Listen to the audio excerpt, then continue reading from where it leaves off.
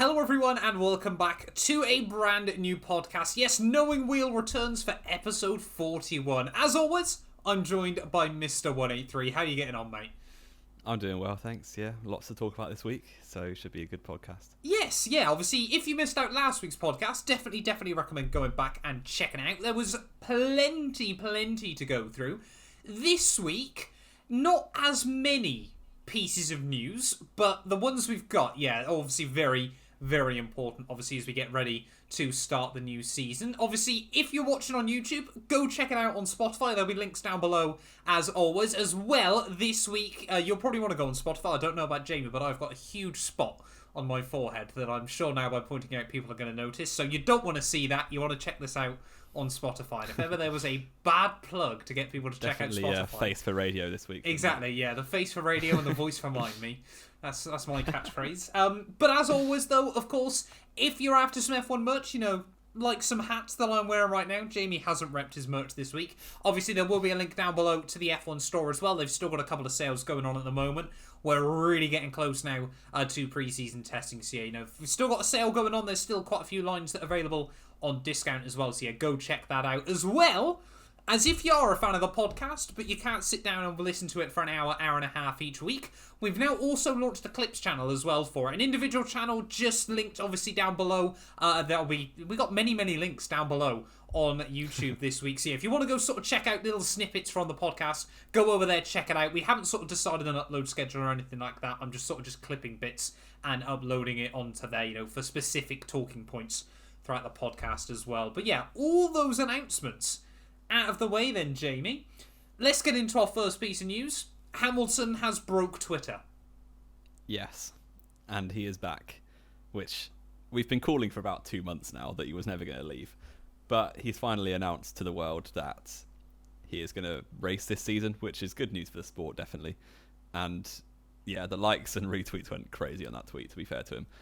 And yes, he probably is bigger than the sport in terms of his reach, but yes, I'm sure you're very happy about it. I mean, I'm happy about it as well. It would have been pretty awful for him to leave like that. But yeah, he's back, fully expected, but still a nice bit of news to kick us off. Yes, yeah, and I must admit, I'm currently got a gleaming grin on my face. Hamilton, he is just... When it comes to social media, Hamilton is leagues above anyone else. The fact he can just put out a tweet going, I've been gone a while, now I'm back, and it immediately gets more likes than Verstappen's championship winning tweet is kind of insane, isn't it? Yeah. Like, I'm not trying to throw shade towards Verstappen at all, but it is just mad, isn't it? The sort of global reach Hamilton has. And like you said, completely. He is bigger than Formula One. I don't think you can really argue with that anymore.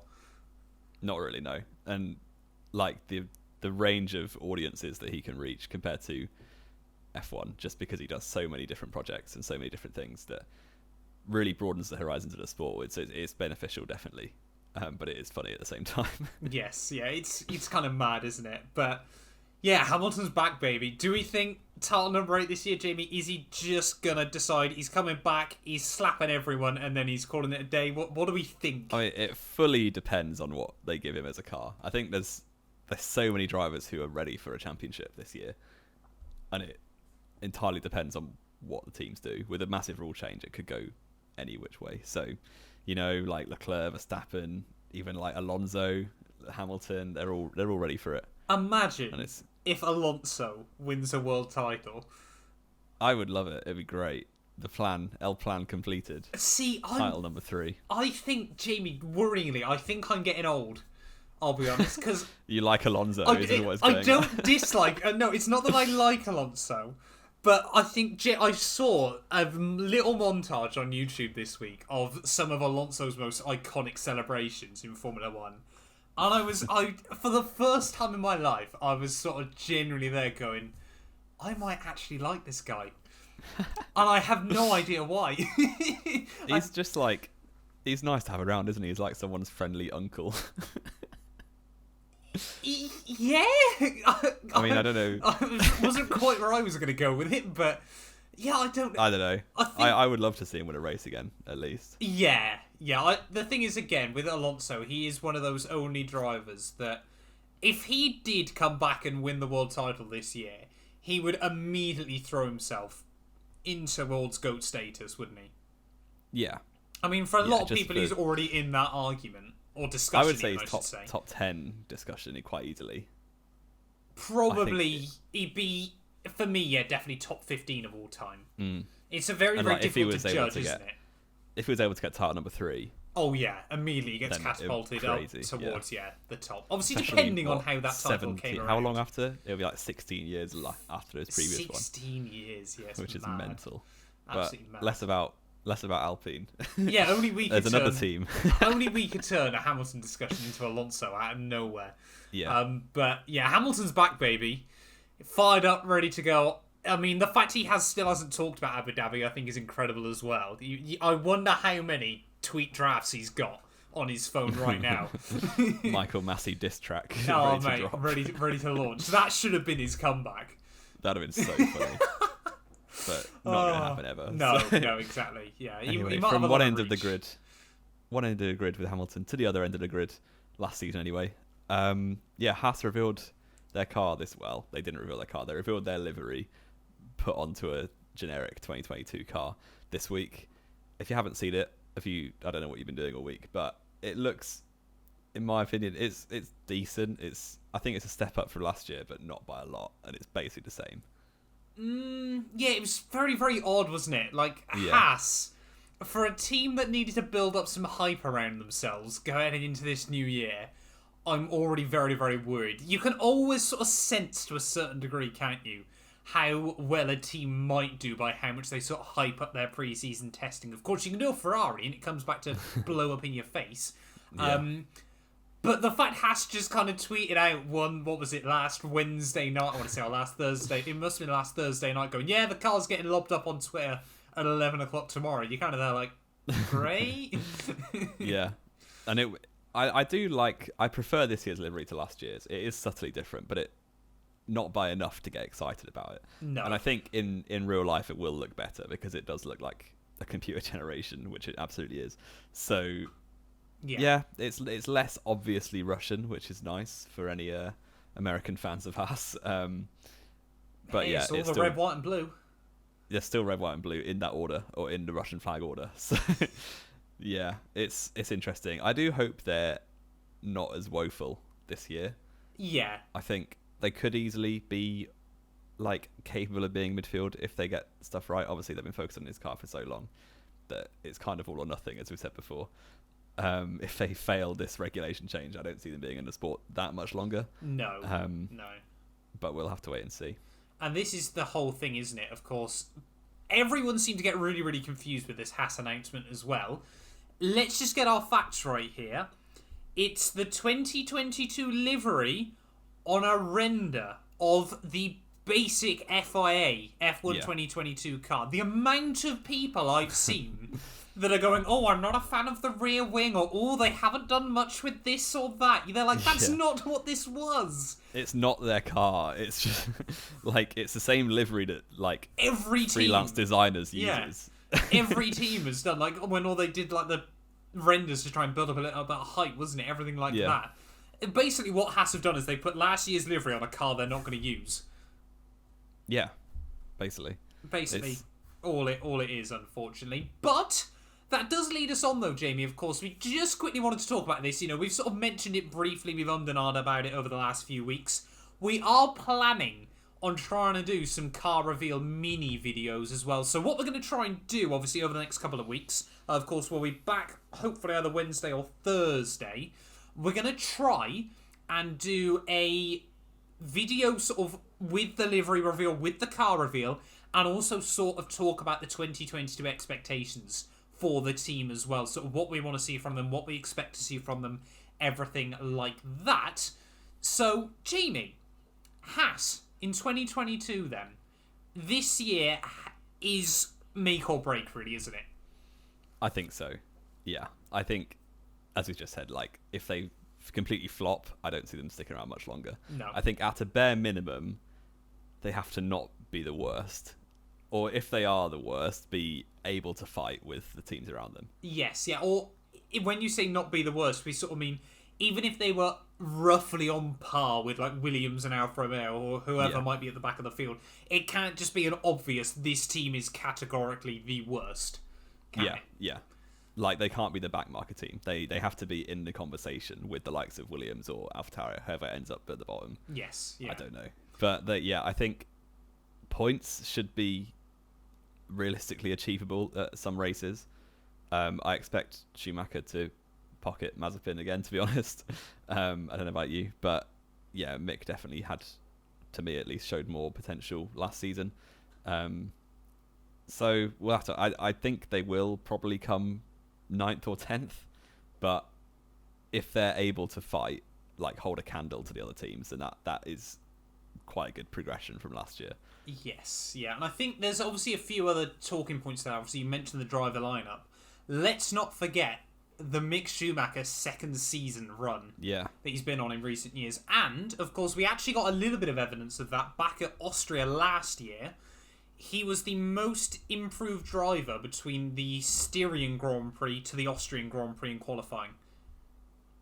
Really? He was. That's actually really interesting. Something ridiculous, like 6/10 he found on that second weekend up against the first. Yeah, we often see it with rookies where, especially I know, like recording Tsunoda this year, tracks he'd been to before, he was miles better, which like is quite obvious, really. But yes, yeah. Experience definitely helps rookies. So, like Schumacher, especially for some reason, is not that adaptable when it comes to brand new scenarios. No. But we saw in F3 and in F2 that his second seasons were a massive step up from his first seasons. Exactly. So it could happen again. And like you just mentioned with Yuki Tsunoda there, I still always find it mad that unless it's like a purpose-built new F1 venue, that any F1 driver could have not gone to a racetrack before.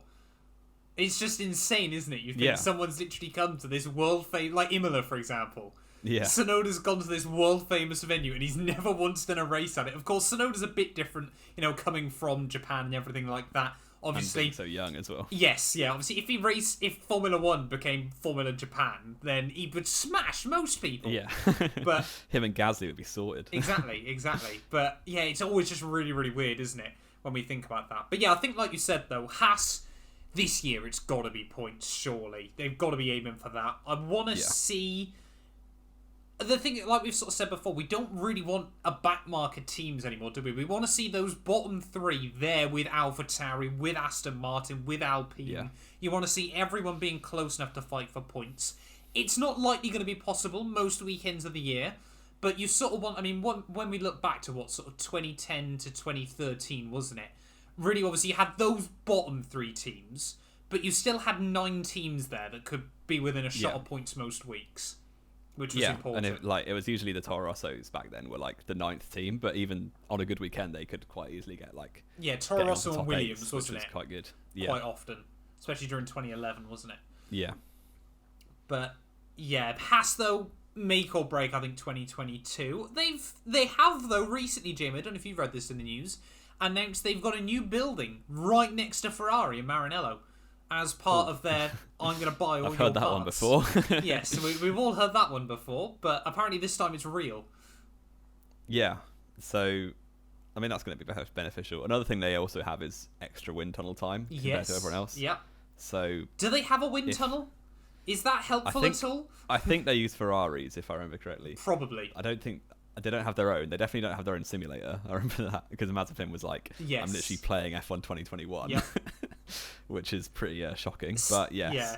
I mean, when you think of Haas, still the picture that sums it up for me will always be last year at the Monaco Grand Prix. Everyone arriving with their huge trailers and things like that, and then Haas just bringing the chassis out of the back of a minivan. Yeah. Oh, it's such a shame. Isn't it? They're still a very young team, to be fair. Yes, yeah. I mean, when you look at it, Haas are now in Formula One for as long as Caterham were back in the sport. Yeah. And we've got a bit more hope still for Haas than we did for Caterham or Manor towards the, obviously, especially HRT. That was just a 3-year disaster. That was... It's such a wild time. It was F1 2010 was like its throwback to the early 90s, wasn't it? It was insane. Yeah. We're going to bring a budget cap in, get all these new teams, and then actually not bring a budget cap in, so they're all screwed. And they all then get screwed by being powered by Cosworth. Yeah. Which, again, back in the 90s was about 15 years behind at that point as well with the DFV. There was one driver able to get a pole position with the Cosworth engine in 2010. There was one driver that was able to get a pole position in Cosworth engine in 2010. Remind me, how well did he do in that race? score points, beat his teammate. We can't ask for more in a midfield car. His teammate being a pensioner? No, he was only 40. Only 40. I mean, we've spoken about Alonso maybe winning the world title, so yeah, that kind of Barrichello was still a good driver. It was only a year since he almost won a title.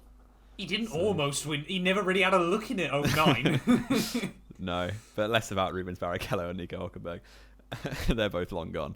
So You're so I mean, they're alive. that. Yeah, they're definitely still breathing. But moving on to another team, which I think since we last recorded, they've announced their release date, which is Red Bull, reigning drivers world champions. Are they? Are you sure? Yeah. I don't remember that. I very much do. So yeah, the RB9. Is it? No, it's you put RB9 down in the notes. It's definitely not. It's the not RB9. the RB9. It's because I've been doing an F1 most iconic car vote this week, and the RB9 made it really far. Yeah, they're re-releasing what the 2013 it's the RB18. car was that? I know. The RB18 is coming out on. It's because it's Feb 9. Is the other excuse I'm going to go with. Right. So less of Matt being incompetent. And yeah, the car is coming out on Wednesday this week, which is tomorrow if you're watching this as it comes out. Yep. We will hopefully have, as Matt said, the reaction to that livery and a little thoughts on how they're going to do. Obviously, world title number 2 is on its way for Max Verstappen, but we will have to wait and see. They haven't announced if it's going to be a testing livery. I sort of expect it to be, because they usually do. Yeah, quite often. I'm not so sure, though, actually, this year. Actually, it haven't for the last few years, has it? They haven't really needed to, though. There's been no sort of reshuffling the rules. We'll wait and see. That's part of the Red Bull hype, isn't it? We get a fantastic testing livery, and then it's just the same stuff every year as well, which is the same livery for 15? No, 18 in a row or something. 18 years they've been in. 18th season in Formula 1. That's insane, isn't it? So the Red Bull can drink this year. That's mad. Yeah, it can. It can have a proper adult drink rather than something teenagers buy. Yes, so we'll get that up on whenever it comes out, probably Wednesday or Thursday for us. Yes, yeah. But yeah, so get yourself followed or subscribe. Yeah, Jamie, come on, we got to get the hype. I've not been in the YouTube for a while. He's out of the YouTube game. Yes, that's basically all we have to say. There's not much more to add than it is. It's been announced that it's coming out on Wednesday, probably in the morning. Remembering previous years when I was once late to college because I was watching Red Bull get revealed. That's a true story. Was the Red Bull the one I did a livery reaction as I was walking to college? I think it might have been. I don't remember that. That was horrendous. I can't remember if it ever actually made it to air. I'll have to have a look back through the archives at some point. But I vaguely remember, walking through a housing estate, talking about the Red Bull to me phone, thinking, what on earth am I doing? Content. Exactly. On the content hype train, boy. Speaking of things that might not have been sensible at the time. Don't know where that was going. Yeah, that was one of the worst cutaways I've done in recent weeks.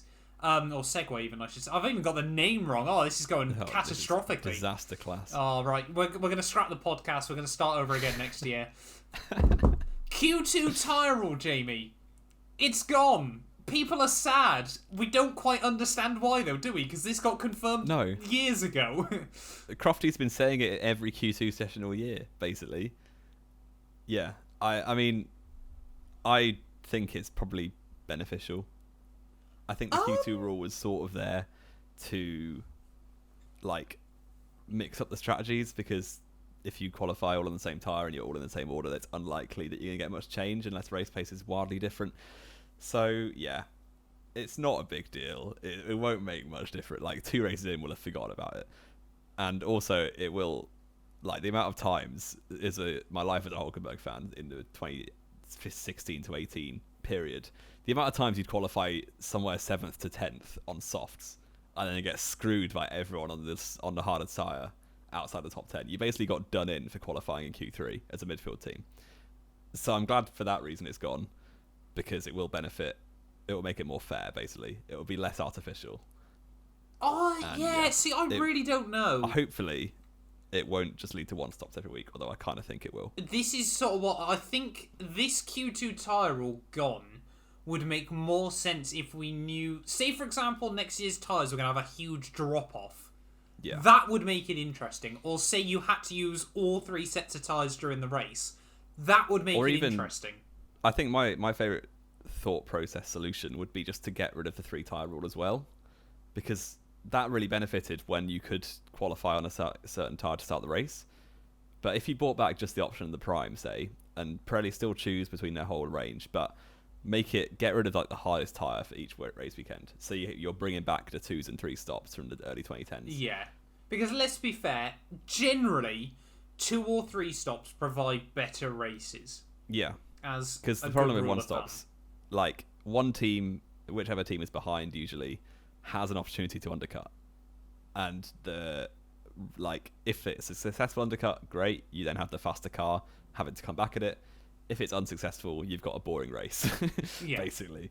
So, yeah, I'm not sad that it's gone, but I hope that the tyres that Pirelli bring don't just lead to 1 stops every week. Yes, yeah, and this is because I'm sort of looking back at last year, and we sort of think about good races between Red Bull and Mercedes were Spain, for example. That was a 2-stop versus a 1-stop, wasn't it?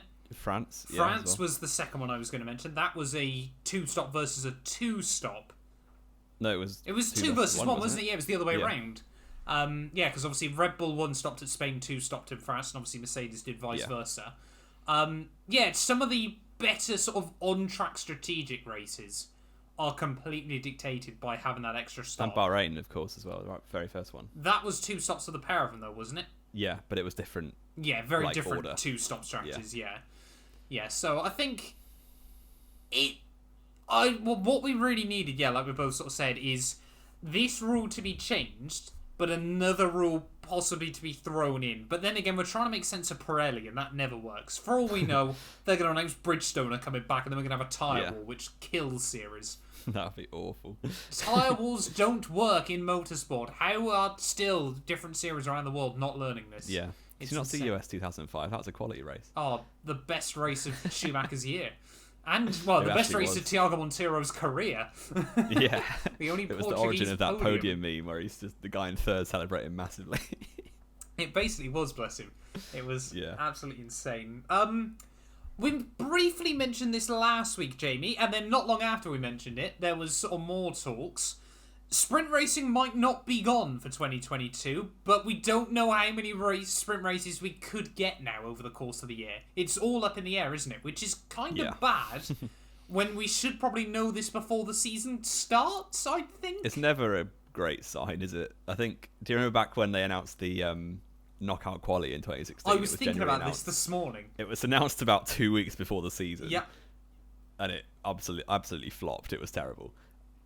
So hopefully the sprint races won't follow that degree of chaos, but it's entirely possible. And I think basically, obviously the venues themselves all want sprint races because it's massively good for money. The teams don't really want sprint races at all, or at most the same as last year at 3, and F1 kind of had to compromise between the two. Like, as far as we can see from the articles that have been published, F1 wants 6, F1 we're trying to get 6, yeah. And the teams aren't really budging from 3. Yeah, they want 3 maximum. We never really see happy resolutions from these sorts of standoffs. No. So we'll have to wait and see what happens. Here's my idea, Jamie. You're gonna absolutely love this. You're gonna love this. That's always a good start to a sentence. Right. You do free practice on your Friday. Friday night, there's a draw that decides whether Saturday is going to be sprint qualifying or normal format. If it's sprint qualifying, your grid is decided by your free practice times. That's terrible. That's an awful idea. It is horrendous, isn't it? But can you imagine that? I don't mind the idea of having like a draw, because that would really put the teams on edge. But like, design the grid by free practice is ridiculous. It's been Just done do the before. Draw a bit earlier. Do the draw earlier in the day, and then have a normal qualifying session if you get sprint. Fine. We'll settle with that. I just think that'd be hilarious. Friday night, just then it's Antonio Luizzi on pole. Yeah. And imagine like if you only have one free practice session, if like Piastri's doing a practice session, does he then has to do the whole race? Yeah. This is even better. And Ocon's just out of a seat for the week. Yeah. no young driver ever gets the chance to drive a Formula 1 car again because everyone's just worried. Yeah. Oh, this gets even better, Jamie. That's a woeful idea. Yeah. That's up there with your worst. That is definitely right up there with one of my worst. But yeah, obviously, if you want all our opinions on sprint qualifying, make sure you go check out the clip that hopefully by now has been posted up on the Clips channel. Or, of course, check out last week's podcast as well. You know, we've got to throw those cheeky plugs in once again. But I think we'll end up seeing 3 sprints again this year, to be honest. I think so as well. F1 are really, really pushing for it, aren't they? Whether it'll work or not is a different question. I think, like we said, they need all 3 to be like Brazil last year, don't they? Or what you want is a wet to dry or dry to wet race for a sprint. Yeah, that would be great. Just to mix it up completely. I think they'll definitely be strategic with what tracks they pick, obviously. They want them to be good. Yeah. So they're not going to put them at Monaco or at Hungary or something. So, yeah. Watch that age really poorly when Monaco and Hungarian sprints are announced. Oh, don't. Imagine that. It would not be fun, not at all. No. Oh, excuse me. Speaking, though, of wild and wacky Formula 1, DTS Season 4, Drive to Survive, has been confirmed for March the 9th. Or, well, the tweet we've seen is between March the 9th and March the 11th, which to me says March the 10th, Jamie. Which actually... Let me just check. What days are those? I'm pretty certain Formula Racers... The 10th is a Thursday. We got this tweet from Formula Racers. I'm pretty certain they made a tweet like that before, and I responded going, well, between these 2 dates is only that date, and that's why they unfollowed me, I think. I genuinely believe that's the reason, because I did actually used to speak to the guy that runs the account, and yeah, he unfollowed me months ago, and I got no idea why. I think genuinely that was it. He just unfollowed me. I was like, mate, okay, that's kind of sad. It would make more sense for it to come out on the Friday, which is the 11th, but not normally though. Normally, a lot of it's Thursday midnight, isn't it? I guess, yeah, for then Friday daytime. Yeah, I don't know. But anyway, Drive to Survive is back. Season 4. It will hopefully be really good. I mean, they've got so much content from last year. Can you imagine if this one's a flop? Like, they've been given this one literally should be their best one. The pure Drive to... Literally, they've given us a Drive to Survive season, and then they just, mess it up. Yeah. I mean, they made decent series out of 2018, 2019, which weren't particularly good seasons. And 2020, yeah. 2018 which weren't was a good that season. Exciting. 2018 was decent. 2019 had good races, but the whole... Hamilton just dominated the whole thing. Exactly. So same way it should be really good. Although I'm slightly worried that Verstappen still won't be in it because he's been vilified in 2018. So they're just going to have to like pixelate out any time Verstappen's car is on show. Just a pixelated car hitting Hamilton. Yeah. This unnamed young driver. I'm sure it'll be more like they'll go the Pez way of like Michael Verstappen or something. Imagine that blue horse crashes into Hamilton. Blue horse racing, wow. Yeah. Oh, no. I mean, it'll just be Christian Horner commentating over Verstappen instead of himself. Yeah, but it was well out of line. It should be very good. Yeah. I'm quite excited for it. We'll wait and see. You're big into Drive to... Well, not big into Drive to Survive. I watch it basically as soon as it comes out. Oh, yeah. So if that, if that could be described as big, then yeah, sure. But we were sort of discussing this pre-show, weren't we? I will watch it once, and I've never sort of had much desire to go back and watch it again. You will go back and watch bits, won't you? A lot more. Certain really good ones about drivers I like, yeah. Yeah. But I think it's definitely designed for the casual fan and the newbies completely. Yeah. And it's great at that. It's fantastic at that. Yeah, it is brilliant at that. So the people like us who watch, like the Adiraks who watch every race, basically it's not for us. No, but we still can get enjoyment from it. But like, the problem is you can see when they're making stuff up. And the stuff that is dramatic enough in itself, we've already seen happen in front of our eyes. Yes. So it's enjoyable, but it's not like my favourite thing in the world. I've got some friends who absolutely love it because they're quite casual fans. So Exactly. And I think this is the important thing that we've got to appreciate as well, because not only... Well, me more than you as well, isn't it, Jamie? But not only are we definitely anoraks when it comes to Formula One. We have a podcast called Knowing Wheel. For me as well, the growth and accessibility that even creators like myself have been able to gain because of Drive to Survive, I would genuinely be interested to see where I would be had it not been for DTS and Liberty Media. You'd be about 700 subs still. There'd be a fair chance, to be honest, there'd be a fair chance I probably wouldn't be uploading content anymore. Unless something drastically different but still to either the same sort of degree or a lot better had happened. And like, it's completely noticeable just in day-to-day conversations as well. Because when I came to uni, like 2018, I used to just chat about years. It. Yeah, I've been Don't you do a 3-year course? No, I did a foundation year, mate. Come on, keep up. But yeah, I first came to uni. You chat about F1, and everyone's like moving away. Yes, takes 5 steps back. Yeah. But now, like, people generally come up, like when, especially after Abu Dhabi last year, I wore my Red Bull shirt. You and monster. people will just come up to you and be like, "Oh, do you see the race?" and be really excited about it. Like, that growth. Yes, it was sort of down to a really good season last year, which we have to be very thankful for. But also, DTS and social media generally has been really good for F1 for the last 4 or 5 years from Liberty Media's takeover, really. Yes, Liberty have. There's still a few things I'd like to see changed.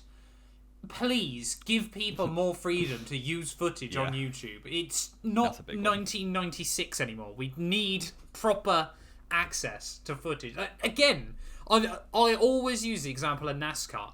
They have a brilliant system for it. If the race is older than about 3 years as a general rule of thumb, and you haven't just ripped the whole race and put it on YouTube, they will let it slide. And I just think of the amount of different videos I'd love to be able to make talking about Formula 1. But you just can't, because it's still a minefield. Unless you do like pictures. History lessons, basically. Yeah, I'd love to do more. I've got a few scripts in the work for videos I want to do, talking about like the past of F1. But it's still just a minefield when it comes to footage. And that's why it's frustrating, because you just think, is it worth putting in all the effort, having to upload clips, working out whether they're a copyright claim, having to edit bits out and put stuff in and all this, that and the other. And it's just difficult when it doesn't need to be anymore. Surely it doesn't need to be like this. They're kind of in a hard place because all the contracts that Bernie Ecclestone signed are still going on. Yeah. So you can't, like, I think their first opportunity will be one they run out, which is probably, they were probably 10-year contracts when he signed them. He just signed up everyone forever, didn't he, Bernie? Yeah, they must be coming up, like, within the next 5 years, you'd imagine. Oh, so hopefully. Am I going to be making videos discussing Grand Prix in 2009 when I'm nearly 30, Jamie? Oh dear, that doesn't sound good. Oh, dearie me. Dearie me. But yeah, obviously talking about, though, Drive to Survive, I read an interesting article this week, Jamie. Rather believable, let's be fair. It's not certainly unpredictable. The biggest market gain, thanks to Drive to Survive, by far and away, has been the US. And that has been shown, we discussed this last week, we could potentially be on for 3 Grand Prix in the US very soon. Yeah, it's a market they know they want to break into. And they've tried so many times. Yeah, you can tell they're strategic, very much so, with America and particularly with East Asia and China as well. Like, I think having the big one will be having a driver. I think one of our viewers commented that recently. Yes, I think last week. Like, I think China will be a great growth this year just because they've actually got a Chinese driver in Guan Yu Zhou. Yeah, it's mad when you look. Like, yeah. the biggest and best example of that will always be Yao Ming in the NBA.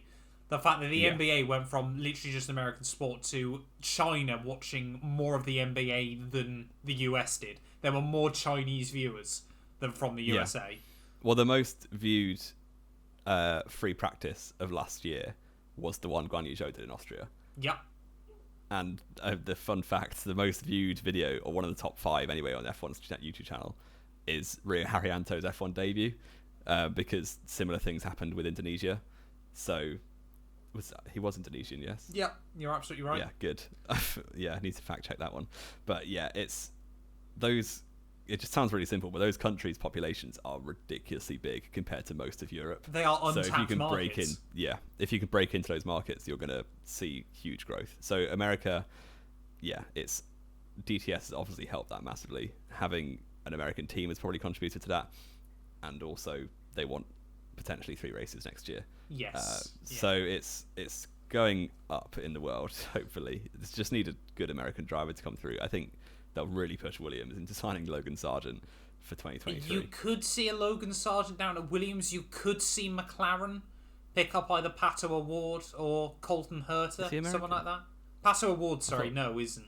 He's Mexican. He's Mexican, but obviously he races in IndyCar as well. Yeah. I mean, there are, I think, a couple of Americans that could be F1 caliber. But again, obviously, that really depends. You know, if we see Guan Yu Zhou completely sink, like some of us are predicting, you know, that market can very easily come in and then come straight back out. You just don't know at the end of the day. But, yeah, I mean, even the example of, you look at Austin last year, the fact that I think, what's it, a capacity of 400,000, that was basically sold out this year, when normally they wouldn't even be... I think the record before then was something mad, like 165k. Yeah. They just never even got close to filling it before.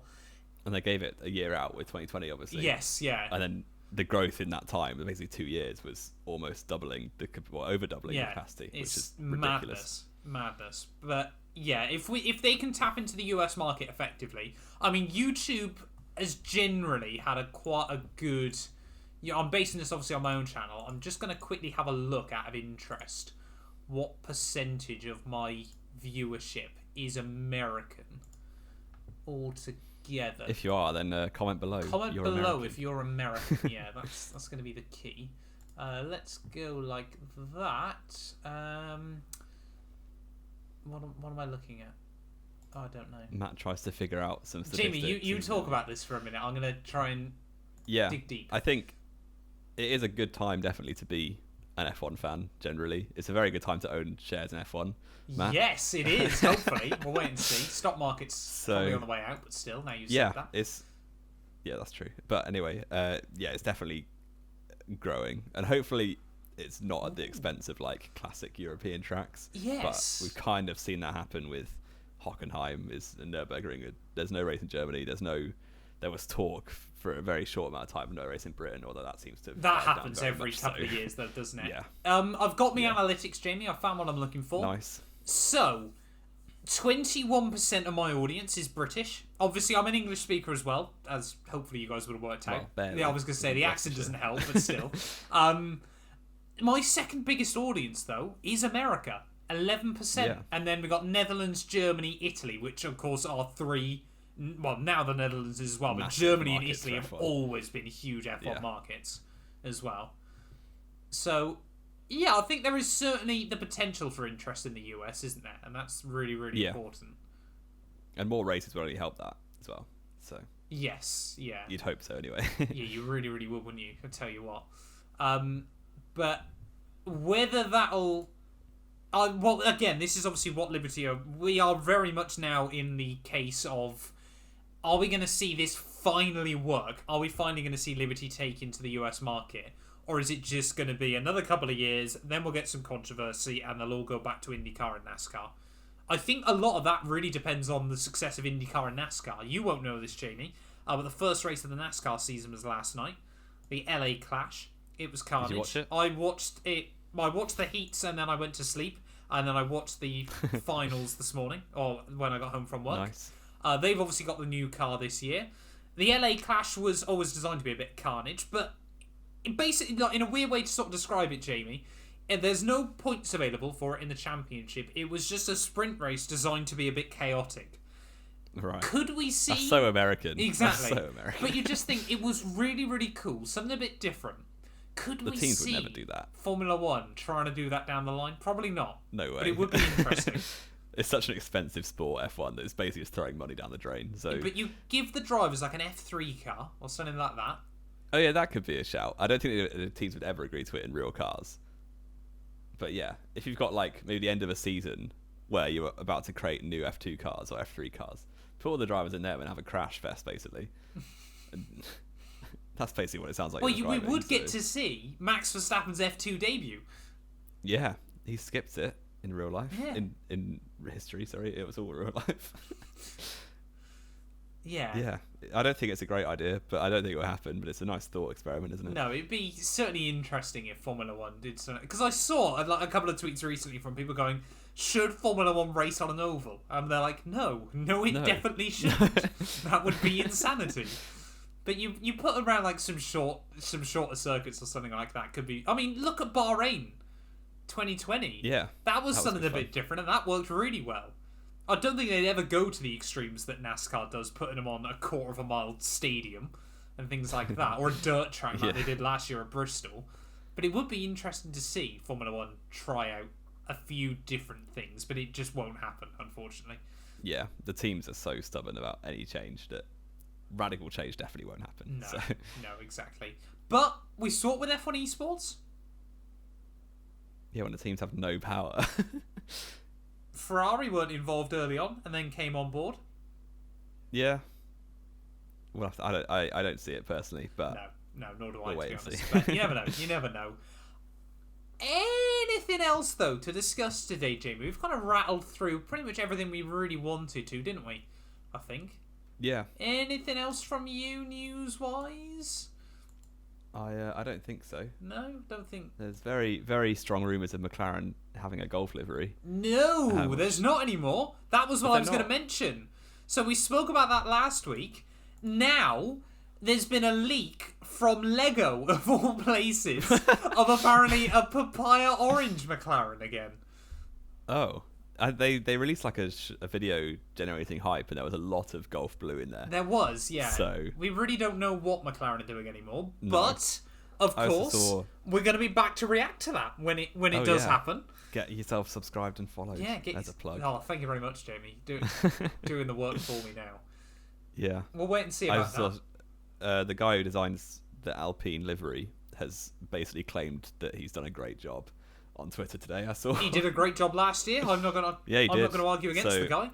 He's claimed that his car is the best on the grid. Fair play to him. Look forward to the Alpine. L plan is complete. They've now got another slick paint job, and that's going to be it for the new year.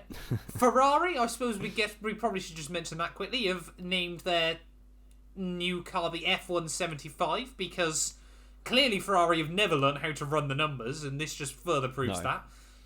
Celebrating the 75th different naming convention that Ferrari have used recently. Why? Why, Ferrari, are you like this? Yeah.